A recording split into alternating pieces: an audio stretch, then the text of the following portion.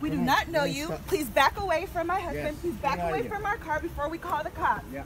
Like I said, you guys are trespassing. I've been recording this whole time. That's fine. Okay. You're allowed to record. Absolutely. Without video documentation, the world would never bear witness to the human price of these racist and devastating immigration policies.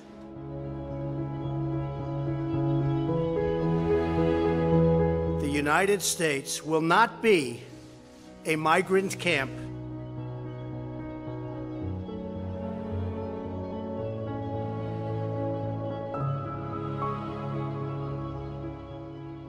So how do you know when it's okay to be filming ICE?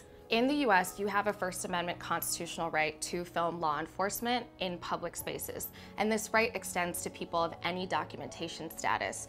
For families that have been separated, how can these videos be helpful in potentially reuniting them? So with Ramilo Avelica Gonzalez, what was so crucial in that case was that there was a video documentation of the arrest.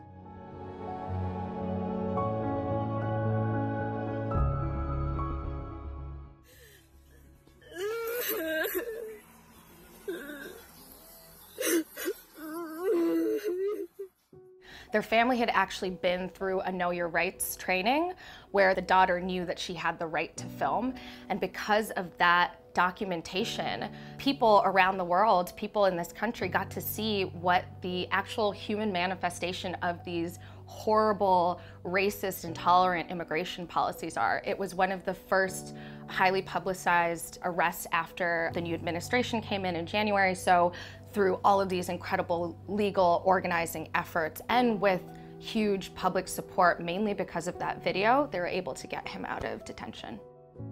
How can these videos potentially be useful in exposing family separation? With the shelters, because media wasn't allowed to take photos or videos, they weren't allowed to interview anyone, Customs and Border Patrol finally, after a ton of public outcry, released photos of children from inside of the shelters. That being said, those photos that were released were horrifying. Is that why we've seen ProPublica release this audio and that wasn't able to be a video account of that situation? Part of the government trying to have a stronghold on the narrative is not letting people film inside of these shelters. And so I'm guessing that the person felt more comfortable capturing audio than that audio. I mean, everyone's heard it.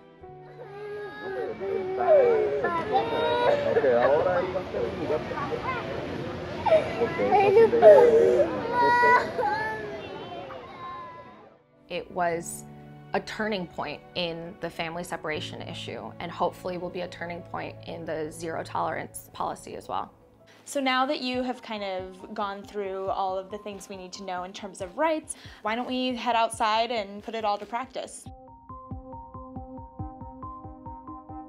So if I'm on a street like this one and I see ICE trying to stop someone, what are 3 basic things I can do to film that situation? The most important thing to remember is to try to focus your camera on the ICE agent and not on the person being targeted or harassed. The second most important thing is to ask yourself, if I wasn't here, what would I need to see in order to understand the situation? So capture key details like badge numbers or lack thereof, uniforms, license plates, street signs. And I'd say the third most important thing is to pause after you film. You never want to just upload your footage to social media without thinking about the potential harm that it could put you or the person who you filmed in. And what can I do to my phone before even seeing an ICE agent trying to stop someone? So one of the easiest things you can do to prepare your phone is to secure it with a 6-digit passcode.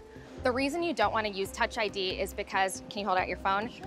An agent could technically just take your finger and force you to open it or grab it and put it up against your face. Oh, wow. Which is why it's so important that we try to take these steps to protect our content by 1, securing our phone with a passcode, and even setting up your phone so that all your photos and videos back up to a service like the cloud or Dropbox so that in case something does happen to your phone, there's a way to secure your footage.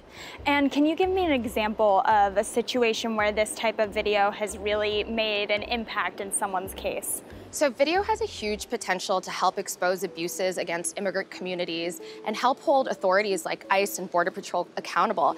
It's important that we continue to use documentation and storytelling to advocate for immigrant rights, fight deportations, and expose just how inhumane the entire deportation process is.